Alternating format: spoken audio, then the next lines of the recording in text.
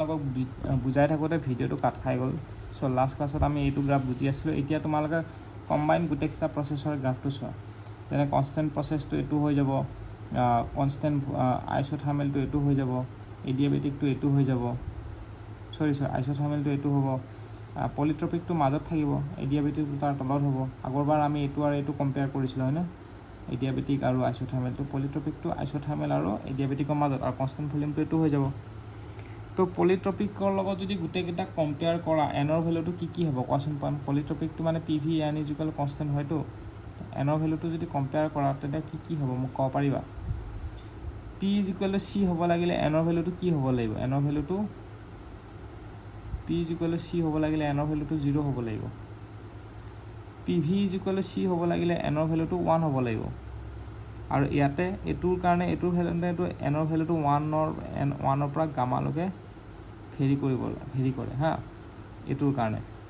আৰু P V gamma is equal to constant হ'ব লাগিলে এনৰ ভেলুটো গামা হ'ব লাগিব। আৰু V is equal to C হ'ব লাগিলে এনৰ ভেলুটো কিমান হ'ব লাগিব কোৱাচোন। এনৰ ভেলুটো ইনফাইনাইট হ'ব লাগিব। এনৰ ভেলুটো ইনফাইনাইট হ'লে V is equal to C হ'ব। ভিটো ইমানেই ডাঙৰ যে এইটো ইফালে গুচি গ'লে ডিভাইড কৰিলেও এইটো কনষ্টেণ্ট নিচিনাই ট্ৰিট হ'ব পিটো, বুজি পালা। তো ভি এইটো এনৰ ভেলুটো ইনফাইনাইট হ'ব। এতিয়া শ্লোপৰ কথা কৈ আছিলে লাষ্ট ভিডিঅ'ত, শ্লোপটো চাই লওঁ কি হয়। এইকেইটা শ্লোপ চোৱা, এইকেইটা শ্লোপ চোৱাৰ আগতে এবাৰ কম্প্ৰেশ্যনৰ কাৰণে চাই লওঁ। এই ডায়েগ্ৰামটো কম্প্ৰেশ্যনৰ কাৰণে চাই লোৱা। ইয়াতো আছে বাৰু, ইয়াতে ড্ৰ কৰি থৈ দিয়া আছে এইটো বস্তু কম্প্ৰেশ্যনৰ কাৰণে, কিন্তু তোমালোকে এইটো কালাৰফুল ডায়েগ্ৰামটো চালে বেছি ভালকৈ বুজি পাই যাবা। তো কালাৰফুল ডায়েগ্ৰামটো চোৱা কম্প্ৰেশ্যনৰ কাৰণে, এইটো চেম বস্তুটো ওপৰত উঠি যাব মানে এনেকৈ, বুজি পালা। তো ইয়াৰ পৰা যদি এইটো বস্তু দেখাব যাওঁ তেতিয়া কেনেকুৱা ধৰণৰ হ'ব, এইটো ইফালে গুচি যাব কম্প্ৰেশ্যনত, এইটো ওপৰত উঠি যাব, এইটো এনেকৈ তলত নামিব, এইটোৰ ওপৰত এইটো থাকিব, আৰু এইটো চবতকৈ ওপৰত থাকিব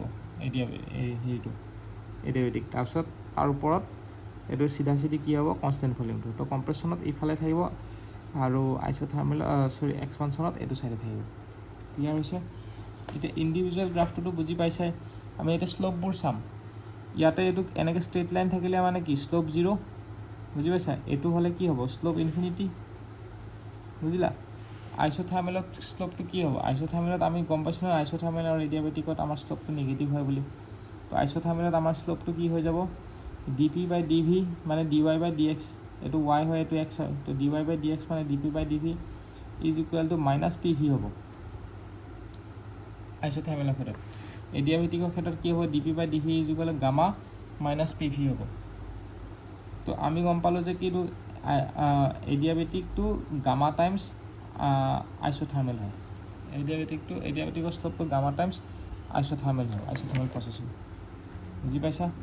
এতিয়া ছেকেণ্ড ল এফিচিয়েঞ্চি কি হয়, ছেকেণ্ড ল এফিচিয়েঞ্চিটো কেতিয়াবা আহে দেই, এম চি কিউ কুৱেশ্যনত আহে। আজিলৈকে গেটত অহা দেখা নাই, কিন্তু তোমালোকৰ এইবিলাকত আহে, বেলেগ এণ্ট্ৰেন্সবোৰত আহে। তো ছেকেণ্ড ল এফিচিয়েঞ্চি কি হয়, second law efficiency is equal to efficiency actual divide by efficiency maximum. Efficiency actual মানে কি হয়, এইটো তোমালোকক মই হেৰিত বুজাব লাগিব, এই ফাৰ্ষ্ট ল অফ থাৰ্মোডাইনামিক্সত আহিব। ফাৰ্ষ্টত নহয়, এইটো ছেকেণ্ড ল এফিচিয়েঞ্চিটো ছেকেণ্ড ল অফ থাৰ্মোডাইনামিক্সত আহিব। এইটো second law of thermodynamics. Second law of থাৰ্মোডাইনামিক্সত তুমি চোৱা, তোমাৰ এফিচিয়েঞ্চি ইজ ইকুৱেল টু তোমালোকৰ এইটো থাকে নহয়, এইটো ছেকেণ্ড ল এফিচিয়েঞ্চিটোত আহিব হা। তথাপিও মই এতিয়া কৈ থৈ দিছোঁ, পিছত যেতিয়া তোমালোকে ফাৰ্ষ্ট ছেকেণ্ড ল অফ থাৰ্মোডাইনামিক্স পঢ়িবা তেতিয়া সেইটো বুজি পাই যাব।